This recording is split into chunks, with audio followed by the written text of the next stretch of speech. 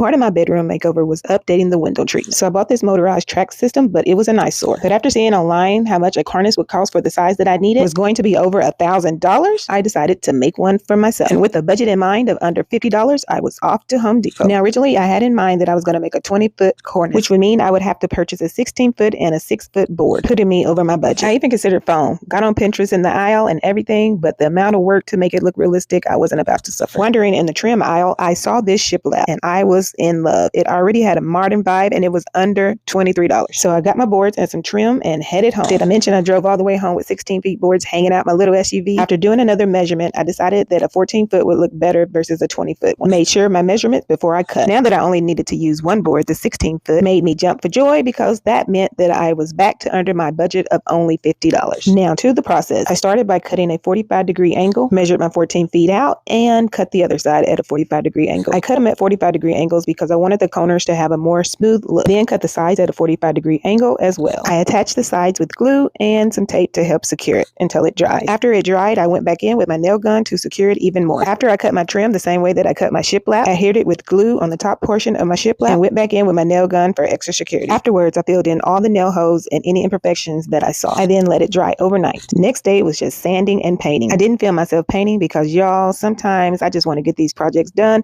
and I hate stopping and starting my camera. And then there's just sometimes I just plain out forget. But anyway, before I painted, I wanted to make sure that it fit my space just right and that the curtains were able to operate without any snap. After painting and letting it dry, it was time to install. My husband was at work, so I had to superwoman it up by myself. After installing it, I made sure that it was level because really I just put it up and relied on my OCD to tell me that it was level. I have this OCD about things being level. And guess what? It was level. I am so proud of myself. OCD approved. Anyways, here it is in all its glory. Mission complete of covering my track, no pun intended, and all for a total price of $42.16. So happy to report that I was under my budget by $7.84, but I'd rather say I saved myself $957.84. Either way, I got what I needed for the price that I wanted. Win-win. Follow along to see how my master bedroom update turns out. I read that the accent wall is no longer trending, so should that be my next update? Let me know in the comments. Can the accent wall stay or should it go? Or what do you think about the Cornice?